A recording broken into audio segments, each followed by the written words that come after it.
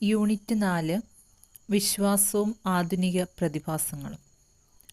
ഇതിലെ ആദ്യ പാഠം ശാസ്ത്രവും വിശ്വാസവുമാണ്. ഈ പാഠത്തിൽ ശാസ്ത്രവും വിശ്വാസവും തമ്മിലുള്ള ബന്ധത്തെക്കുറിച്ചും ആധുനിക ശാസ്ത്രത്തിൻ്റെ ഉത്ഭവത്തെക്കുറിച്ചും അതിൻ്റെ വിവിധ ശാഖകളെക്കുറിച്ചും ചർച്ച ചെയ്യുന്നു. ഫസ്റ്റ് പോയിൻ്റ് ശാസ്ത്രവും വിശ്വാസവും. ശാസ്ത്രവും വിശ്വാസവും പരസ്പര വിരുദ്ധമല്ലെന്നും മറിച്ച് പരസ്പര പൂരകങ്ങളാണ്, എങ്ങനെ വർദ്ധിക്കാമെന്നുമുള്ള അന്വേഷണം പ്രസിദ്ധമാണ് ഈ ഭാഗത്ത്. ശാസ്ത്രയുഗത്തിൽ വേദപഠനം കാര്യക്ഷമമാകുന്നതിനെക്കുറിച്ചും ഇതിൽ പരാമർശിക്കുന്നുണ്ട്. ആധുനിക ശാസ്ത്രത്തിൻ്റെ ചരിത്രം. 16-ാം നൂറ്റാണ്ടിലെ കോർപ്പസ് നിക്കസ് ഗലീലിയോ, 18-ാം നൂറ്റാണ്ടിലെ ഐസക് ന്യൂട്ടൺ, 19-ാം നൂറ്റാണ്ടിലെ ഡാർവിൻ, 20-ാം നൂറ്റാണ്ടിലെ ഐൻസ്റ്റീൻ തുടങ്ങിയ ശാസ്ത്രജ്ഞന്മാരുടെ സംഭാവനകളിലൂടെയാണ് ആധുനിക ശാസ്ത്രം വളർന്നു വന്നത്. ക്രിസ്തീയ വിശ്വാസത്തിൻ്റെ സ്വാധീനം. ആദ്യകാല പ്രശസ്ത ശാസ്ത്രജ്ഞരായ ഗലീലിയോ, കെപ്ലർ, ബോയ്ൽ, ന്യൂട്ടൺ തുടങ്ങിയവരെ ശാസ്ത്രീയ അന്വേഷണങ്ങൾക്ക് പ്രേരിപ്പിച്ചത് ക്രിസ്തീയ വിശ്വാസബോധമാണ്. ദൈവത്തിൻ്റെ മഹത്വവും ജ്ഞാനവും വേദപുസ്തകത്തിലൂടെ മാത്രമേ സൃഷ്ടിയിലൂടെയും കണ്ടെത്താൻ അവർ ശ്രമിച്ചത്. ശാസ്ത്രത്തിൻ്റെ നിർവചനം. 19-ാം നൂറ്റാണ്ടിലാണ് ശാസ്ത്രം എന്ന വാക്ക് ഇന്നത്തെ അർത്ഥത്തിൽ ഉപയോഗിക്കാൻ തുടങ്ങിയത്. അതിനു മുൻപ് ഇത് നാച്ചുറൽ ഫിലോസഫിയുടെ ഭാഗമായിരുന്നു. Natural science, social science, formal science, applied science എന്നിങ്ങനെ ശാസ്ത്രത്തെ പ്രധാനമായും തിരിക്കാം. ശാസ്ത്രവും നാസ്തികതയും. ശാസ്ത്രം നിരീശ്വരവാദമാണെന്നും ശാസ്ത്രജ്ഞരെല്ലാം നിരീശ്വരാണെന്നുമുള്ള ചിന്ത വസ്തുനിഷ്ഠമല്ലെന്ന് രണ്ടാം ഭാഗം സൂചിപ്പിക്കുന്നു. വിശ്വാസവും ശാസ്ത്രവും തമ്മിലുള്ള ബന്ധം. ഈ ഭാഗം വിശ്വാസവും ശാസ്ത്രവും തമ്മിലുള്ള ബന്ധത്തെക്കുറിച്ചുള്ള ചർച്ചയാണ്. ഈ വിഷയത്തിൽ ചിന്തിക്കുകയും പഠിക്കുകയും ചെയ്ത പണ്ഡിതന്മാരും ശാസ്ത്രജ്ഞരും ദൈവശാസ്ത്രജ്ഞന്മാരും ധാരാളമുണ്ട്. പ്രധാന ചിന്തകർ Teilhard de Chardin, Paulos Mar Gregorios, Polkinghorne, Ian Barbour, John Kozhamthadam, Kuruvilla Pandikattu എന്നിവർ ഉദാഹരണങ്ങളാണ്. പൊതുവായ വീക്ഷണം. ഇവ പ്രധാനമായും പഠിപ്പിക്കാൻ ശ്രമിച്ചത് ശാസ്ത്രവും വിശ്വാസവും പരസ്പര പൂരകങ്ങളായി കൊണ്ടുപോകാൻ സാധിക്കും എന്നാണ്.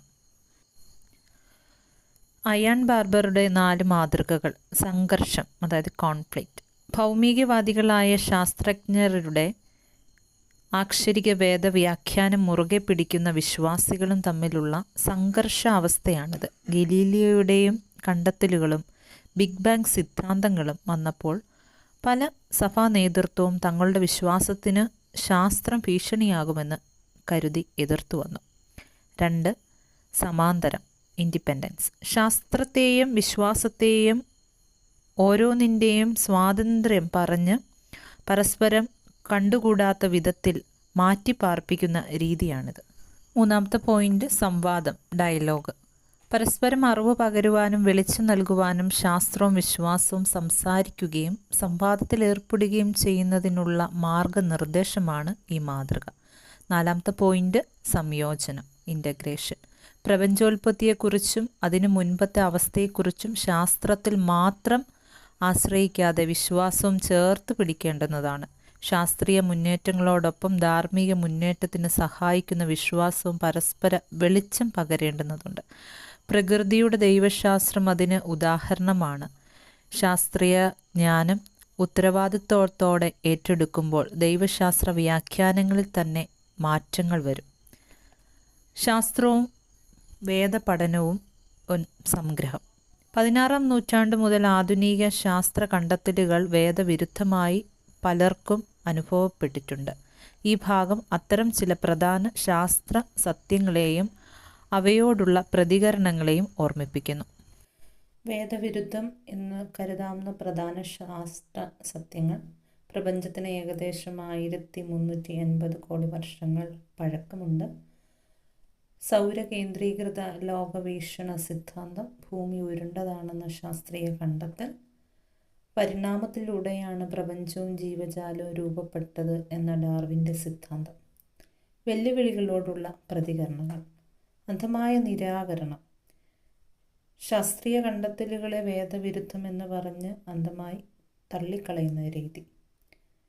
വേദവ്യാഖ്യാനത്തിലൂടെയുള്ള പ്രതികരണം. ശാസ്ത്രത്തോട് നീതി പുലർത്തുന്നു എന്ന് തോന്നിക്കുന്ന വേദവ്യാഖ്യാനങ്ങളിലൂടെയുള്ള പ്രതികരണം. ഇതിന് ഉദാഹരണങ്ങളാണ് പരിണാമവിരുദ്ധ സൃഷ്ടിവാദം അഥവാ യുവ ഭൗമ സൃഷ്ടിവാദം, യങ് എർത്ത് ക്രിയേഷനിസം, പൗരാണിക ഭൗമ സൃഷ്ടിവാദം, ഓൾഡ് എർത്ത് ക്രിയേഷനിസം എന്നിവ. മൂന്നാമതായി ഉള്ള വിശ്വാസ പ്രതികരണമാണ് സംശയാതീതമായി തെളിയിക്കപ്പെടുന്ന ശാസ്ത്രീയ സത്യങ്ങളെ പൂർണ്ണമായും ഉൾക്കൊള്ളുന്ന വേദവ്യാഖ്യാന സമീപനം. വേദപുസ്തകം വെളിപ്പെടുത്തുന്ന ദൈവിക സത്യങ്ങളും ധാർമ്മിക പ്രമാണങ്ങളുമാണ് വിശ്വസ്തയോടെ ഏറ്റെടുക്കേണ്ടത്. പ്രപഞ്ചത്തിൻ്റെയും ജീവൻ്റെയും രൂപപരിണാമങ്ങൾ എങ്ങനെയാണ് അറിയുവാൻ വേദപുസ്തകമല്ല, ശാസ്ത്രപുസ്തകമാണ് നോക്കേണ്ടത്. പ്രകൃതിയിൽ നടക്കുന്ന പരിശുദ്ധാത്മ വ്യാപാരമാണ് പരിണാമത്തിൽ പ്രകടമാകുന്നത്. പ്രപഞ്ചത്തിൻ്റെയും ജീവൻ്റെയും ആരംഭത്തിൽ മാത്രമല്ല, അവയുടെ വളർച്ചയിലും ദൈവകൃപയാണ് വിശ്വാസിക്ക് അനുഭവപ്പെടുന്നത്. ആകാശവും ഭൂമിയും തൻ്റെ മഹത്വം കൊണ്ട് നിറഞ്ഞിരിക്കുന്ന ദൈവം തമ്പുരാൻ പരിശുദ്ധൻ പരിശുദ്ധൻ പരിശുദ്ധൻ എന്ന ആരാധന ഈ വെളിച്ചത്തിൽ അത്രേ ശ്രദ്ധേയമായത്. ഈ പാഠത്തിൻ്റെ കൺക്ലൂഷൻ: ജീവൻ്റെ ക്ഷേമം ഉറപ്പാക്കാൻ വിശ്വാസവും ശാസ്ത്രവും പരസ്പര പൂരകങ്ങളാക്കി പ്രയോജനപ്പെടുത്തുകയാണ് വേണ്ടത്. വിശ്വാസ ജീവിതത്തിന് വിയോജിപ്പുള്ളത് ശാസ്ത്രത്തോടല്ല, മറിച്ച് സയൻറ്റിസത്തോടാണ് എന്നത് വേർതിരിച്ചറിയേണ്ടുന്നതാണ്. ശാസ്ത്രത്തിൻ്റെ രീതിശാസ്ത്രം ഉപയോഗിച്ച് ലഭിക്കുന്ന അറിവ് മാത്രമേ സത്യമായിട്ടുള്ളൂ എന്ന് പഠിപ്പിക്കുന്ന ഒരു ശാസ്ത്രീയമല്ലാത്ത സങ്കുചിത തത്വശാസ്ത്രമാണല്ലോ സയൻറ്റിസം. ജീവൻ്റെ ക്ഷേമം ഉറപ്പിക്കാൻ വിശ്വാസവും ശാസ്ത്രവും പരസ്പര പൂരകങ്ങളാക്കി പ്രയോജനപ്പെടുത്താം. നന്ദി.